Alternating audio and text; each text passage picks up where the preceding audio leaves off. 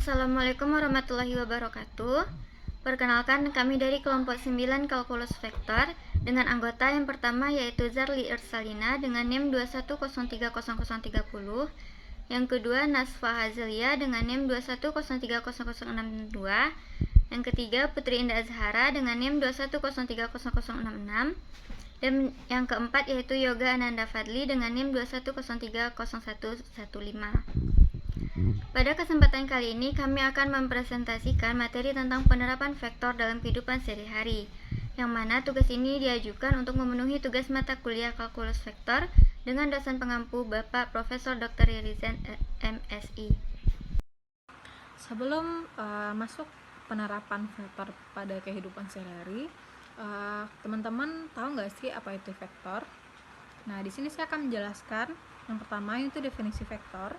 Vektor adalah besaran yang didefinisikan secara lengkap besar dan arahnya. Kalkulus vektor dalam matematika adalah salah satu cabang ilmu yang mempelajari analisis real dari vektor dalam 2 atau lebih dimensi. Cabang ilmu yang sangat berguna ini bagi para insinyur dan fisikawan dalam menyelesaikan masalah karena mengandung teknik-teknik dalam menyelesaikan masalah yang berkaitan dengan vektor. Salah satu kalkulus vektornya adalah permasalahan bidang skalar, di mana terdapat satu nilai dalam titik dalam ruang. Contoh dari bidang skalar adalah temperatur udara di dalam kamar. Kalkulus vektor juga pada bidang vektor, di mana terdapat suatu vektor dalam setiap titik dalam ruang. Untuk contohnya dari bidang vektor adalah aliran air laut, di mana dalam setiap titik arah aliran bisa berbeda-beda. Selanjutnya ada penerapan vektor di dalam teknik informasi. Mungkin teman-teman bisa lihat untuk gambar di bawah ini. Nah, untuk penerapan vektor dalam teknik informasi tersebut dalam kalkulus matematika, vektor adalah anggota dari ruang vektor. Secara geometris, vektor dapat disajikan dengan ruas garis berarah. Panjang ruas garis menyatakan dasar vektor dan anak panah menyatakan arah vektor. Secara matematis, kita kadang-kadang menyatakan bahwa sebuah fungsi vektor a, x, y, z mendefinisikan suatu median vektor karena mengaitkan suatu vektor dengan setiap titik di suatu daerah. Dalam dunia ini, memang tidak serta-merta kita dapat melihat fungsi dari vektor tersebut. Namun, fungsi itu ada dan itulah sebabnya mata pelajaran atau mata kuliah kalkulus tetap dipelajari. Fungsi-fungsi tersebut antara lain yaitu dalam navigasi pesawat. Mungkin untuk lebih jelasnya dijelaskan oleh teman saya selanjutnya. Fungsi yang pertama dalam navigasi pesawat. Vektor berpengaruh besar terhadap keberadaan suatu lokasi ditinjau dari tempat yang bergerak, yaitu kendaraan atau lainnya. Teknologi ini disebut Global Positioning System atau GPS, di mana sistem ini memberitahukan lokasi di permukaan bumi walaupun tempatnya bergerak, sehingga suatu kendaraan dapat tahu keberadaannya dan di mana lokasi tujuannya. Fungsi selanjutnya dalam navigasi. Vektor sangat berperan penting dalam navigasi, contohnya vektor yang digunakan untuk sistem navigasi pesawat terbang. Semua pesawat terbang dilengkapi dengan sistem navigasi agar pesawat tidak tersesat dalam melakukan penerbangan. Panel-panel instrumen navigasi pada kokpit pesawat memberikan berbagai informasi untuk sistem navigasi, mulai dari informasi tentang arah dan ketinggian pesawat. Pengecekan terhadap instrumen sistem navigasi harus seteliti dan seketat mungkin. Sebagai contoh, kejadian yang menimpa pesawat Adam Air pada bulan Februari 2006 sewaktu menjalani penerbangan dari Bandara Soekarno-Hatta menuju Bandara Hasanuddin di Makassar. Ketidaktelitian pihak otoritas penerbangan yang mengizinkan pesawat Adam Air terbang dengan sistem navigasi yang tidak berfungsi menyebabkan pesawat Adam Air berputar-putar di udara tanpa tahu arah selama 3 jam sebelum mendarat darurat di Bandara El Tari, Nusa Tenggara Timur. Kesalahan akibat tidak berfungsinya sistem navigasi adalah kesalahan yang fatal dalam dunia penerbangan.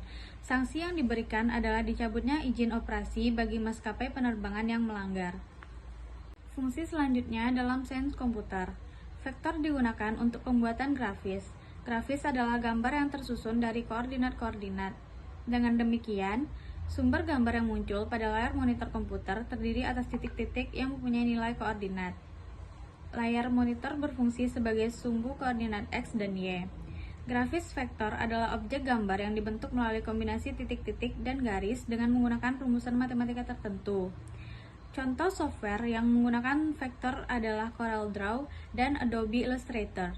Dalam software komputer seperti AutoCAD, Google SketchUp, dan lain-lain, terdapat perhitungan vektor yang terkomputerisasi. Program tersebut berfungsi sebagai penggambar rancangan bangunan 3 dimensi sebelum membangun bangunan sebenarnya. Dalam program tersebut terdapat 3 sumbu X, sumbu Y, dan sumbu tegak atau 3-dimensional. Baiklah, saya akan melanjutkan penyampaian materi. A. Penerapan penjumlahan vektor. Yang pertama, ketika perahu menyeberangi sungai, maka kecepatan gerak perahu sesungguhnya merupakan penjumlahan kecepatan gerak perahu dan kecepatan air. Yang kedua, ketika penerjun menjatuhkan diri dari kapal, tempat ia jatuh tidak tepat di bawah kapal, tetapi jauh melenceng karena adanya 2 vektor gaya, yaitu gaya gravitasi dan gaya dorong angin. Yang ketiga, ketika seseorang pemanah menarik anak panah dari busurnya, sebenarnya arah gerak anak panah merupakan penjumlahan vektor gaya tarik tali dari kedua ujung busur. Yang B. Penerapan pengurangan vektor. Jika kita menghitung perpindahan yang dialami benda yang bergerak, maka kita akan melakukan proses pengurangan vektor posisi benda akhir, dikurangi vektor posisi benda sebelum bergerak. Tentu saja vektor posisi benda ditentukan dulu setelah adanya titik acuan. C. Penerapan perkalian vektor. 1. Perkalian titik, misalnya perkalian antara gaya dorong dengan perpindahan. Yang kedua, perkalian silang, misalnya perkalian antara kuat arus listrik dengan medan magnet. Selanjutnya, saya akan menjelaskan tentang penerapan teorema Green. Dengan bantuan teorema Green, kita dapat menemukan luas kurva tertutup. Dari teorema Green, integral C LdX ditambah MdY sama dengan integral lipat 2 dm dx dikurang do L do Y dx dy. Jika dalam rumus do M do X dikurang do L do Y sama dengan 1, lalu kita punya integral C LdX ditambah MdY sama dengan integral lipat 2 dx dy. Oleh karena itu, integral garis yang ditentukan oleh teorema Green memberikan luas kurva tertutup. Oleh karena itu, kita dapat menulis rumus luas sebagai berikut. A sama dengan negatif integral C y dx. A sama dengan integral C x dy. A sama dengan setengah integral C x dy dikurang y dx.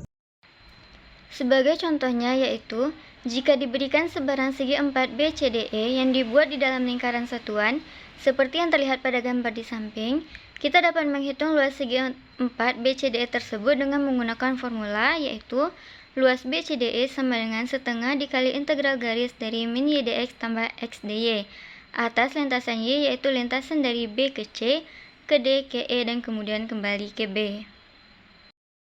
Selanjutnya yaitu penerapan kalkulus vektor di dalam metode Stepes-Ansen.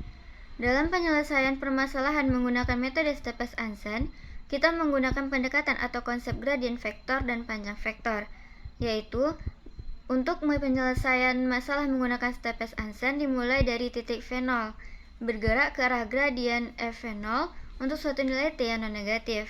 Jika bergerak ke V1, di mana V1 sama dengan V0 ditambah t dikali gradien f(V0).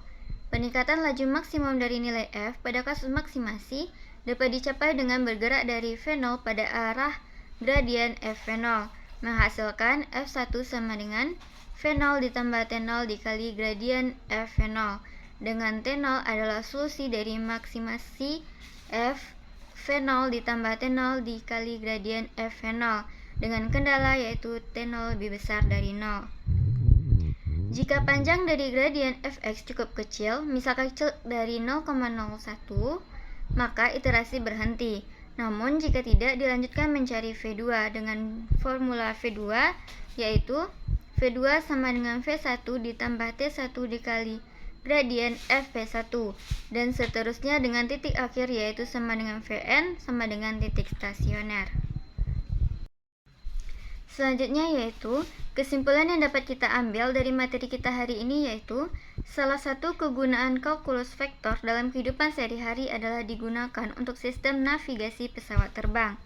Semua pesawat terbang dilengkapi dengan sistem navigasi agar pesawat tidak tersesat dalam melakukan penerbangan. Panel-panel instrumen navigasi pada kokpit pesawat memberikan berbagai informasi untuk sistem navigasi, mulai dari informasi tentang arah dan ketinggian pesawat. Sekian presentasi dari kami. Jika terdapat kesalahan, kami mohon maaf. Assalamualaikum warahmatullahi wabarakatuh.